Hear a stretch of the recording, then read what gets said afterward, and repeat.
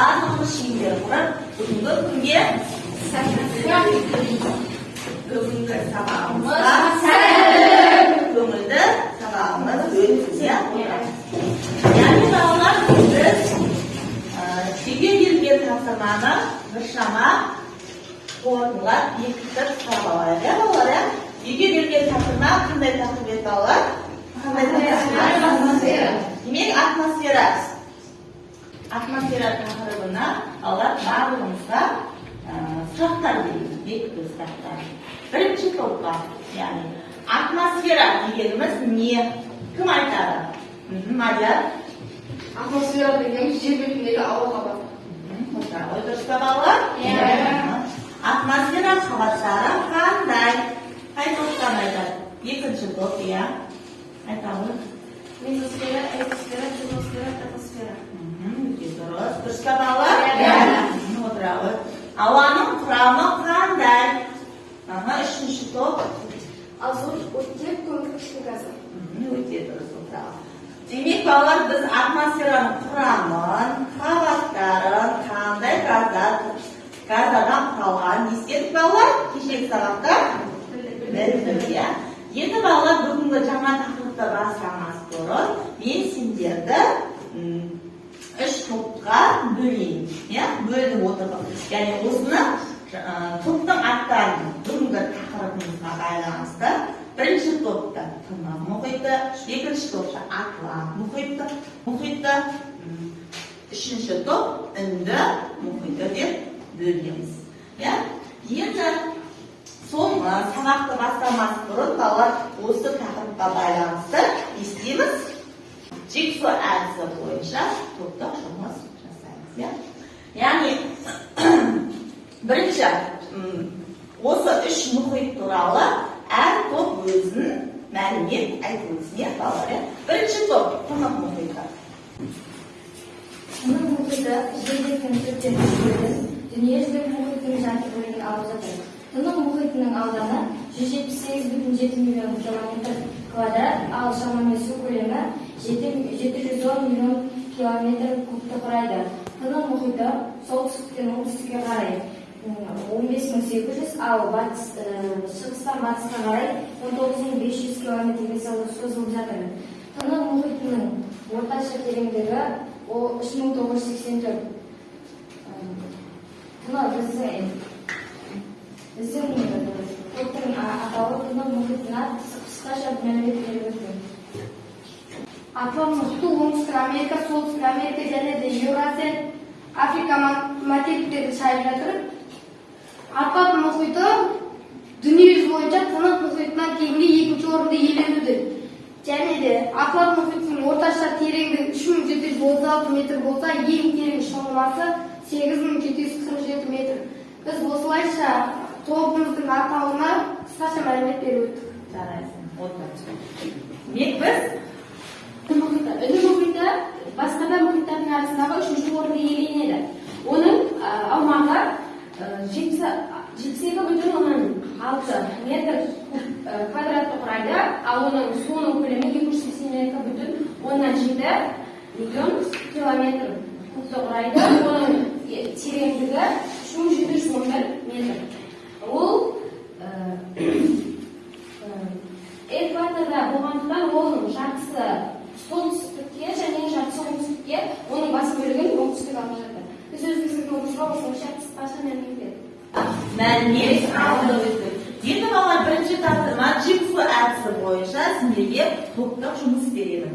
Яғни кітабымызды ашамыз. Дәптерімізге бүгінгі тақырыбымызды жазып, бүгінгі тақырып екен балалар, гидросфера және оның құрамдас бөліктері. Демек тақырыбымызды дәптерімізге жазып, әр топқа мәтінмен жұмыс беремін. Яғни мәтінді бөліп, яғни бірінші топқа Тынық мұхитына гидросфера және оның құрамдас бөліктерін беремін. Екінші топқа судың қасиеттері және маңызы туралы беремін. Ал үшінші топ Үнді мұхитына дүниежүзілік су айналымын беремін. Ал орындаймыз балалар.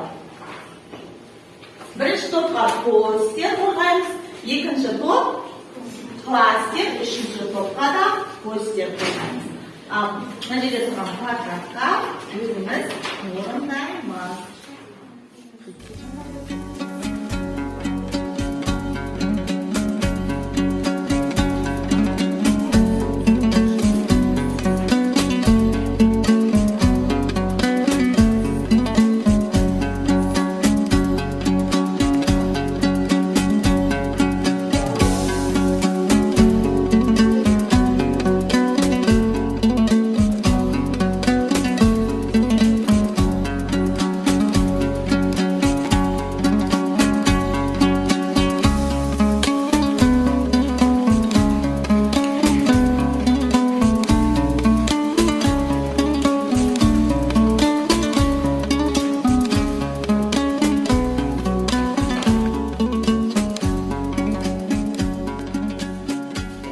Ал енді балалар, топташымызды біткен топтар дайын екенін белгілерсін, я? Қай топтайды? Демек, үш тобымызда дайын екен. Ал енді балалар, қай топтан бастаймыз? Демек, бірінші топ тыңнан бастаймыз. Постерімізді келіп қорғайық. Келіп. Гидросфера дүниенің мұхиттар құрылысулары және басқа да суlardan тұрады. Гидросфераның дүниенің жасанды су қоймалары, құрылысулары, дүниенің мұхиттар, атмосферада сулар, мұздықтар және құрылысулардан тұрады. Гидросфераның басым бөлігі барлық шамамен 1,6 миллиард километр кубты құрайды.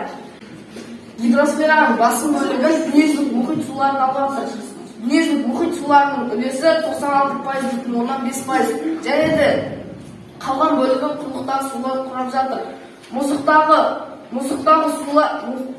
сулардың үлесі 1,7%, және жерасты сулардың үлесі 1,7%. Өзен, көл, батпақ, атмосферадағы сулардың үлесі 0,6%-ны алып жатыр.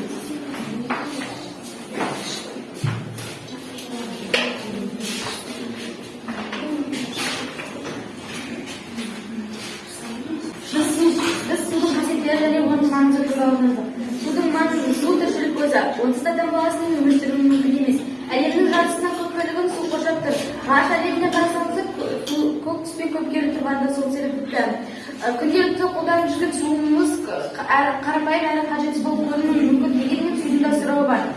Біз және судың қасиеттері туралы жаздық. Су қатты болады, түссіз болады, буланады, дәрсіз болады, ішіде сақталмайды, сұйық, аққышқыш болады, иіссіз болады, газ тәрізді болады, және мөлдір болады.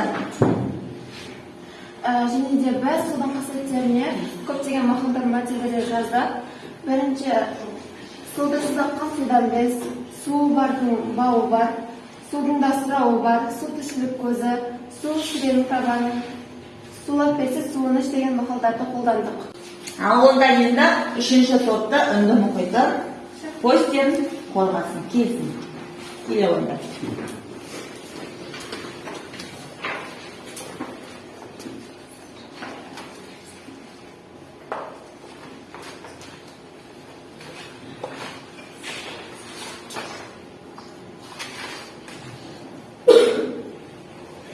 Кіші су айналымы.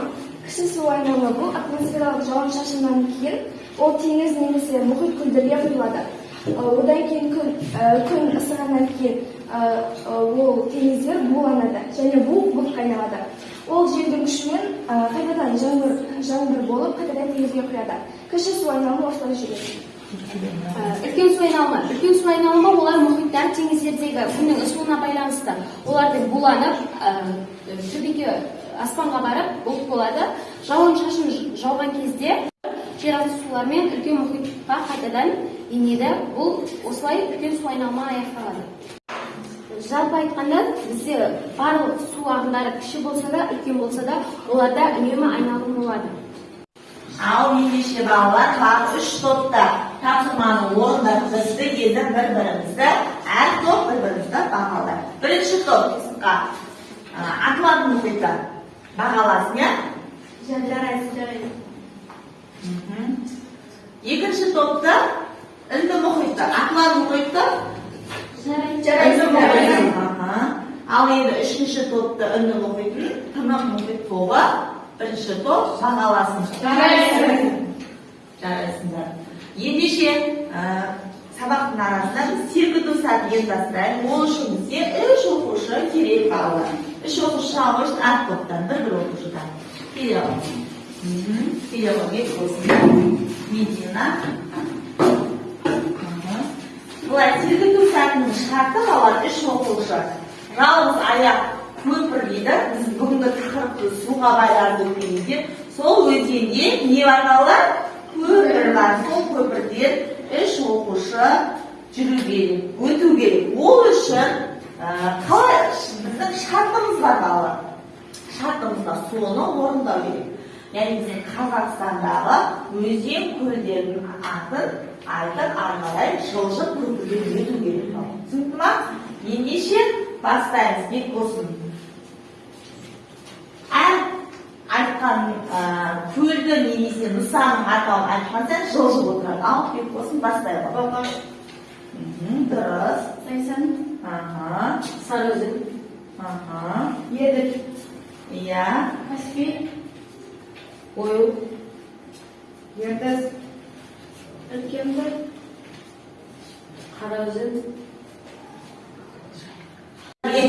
Балалар, екінші тапсырмамыз бойынша, Хайнфорд әдісі бойынша, мына жерде қорапша берілген балалар. Осы қорапшадан біздің оқушылар дүниежүзіндегі көл өзендердің атауын алып, бізде материктер бойынша топтастырады. Айтқан, тапқан өзеннің немесе көлдің атауын картадан естиді, көрсетіп береді. Түсінді ма? Ал бірінші топ Тынық мұхитынан кім шығады? Келеғым. Байқау. Қай материкте? Ол Еуразия. Өте дұрыс. Еуразия материгінде көрсететін саны сол жерге әлі қоямыз. Отырамыз. Екінші топтан Келеғым. Кем бөлді? Молаға кестейді.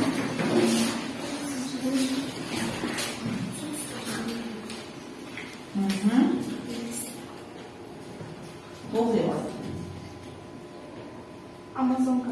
Демек, Амазонка өзені қай материкте орналасқан? Африка. Африка материгі көрсетеміз. Амазонка Африкада ма балалар? Жоқ. Жоқ, дұрыс таппады. Ол қай материкте екен балалар? Оңтүстік Америкада. Демек, бұл екінші топ таппады. Бірінші топтан, яғни үшінші топтан. Кім айтады? Келеғым балалар.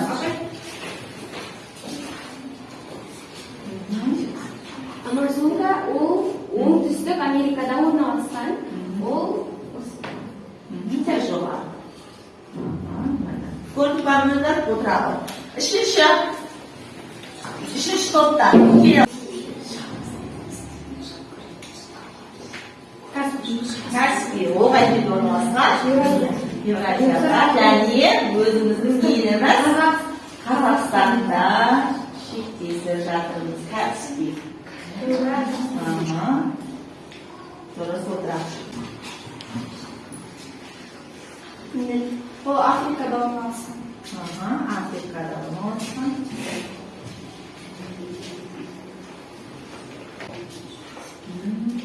Демек, балалар, біздер көлдерді, өзендердің аудандарын материктер бойынша не істедік? Топтастырдық. Ендеше балалар сабағымызды қорытындылау үшін біздер кері байланыс жасайық. Кері байланысты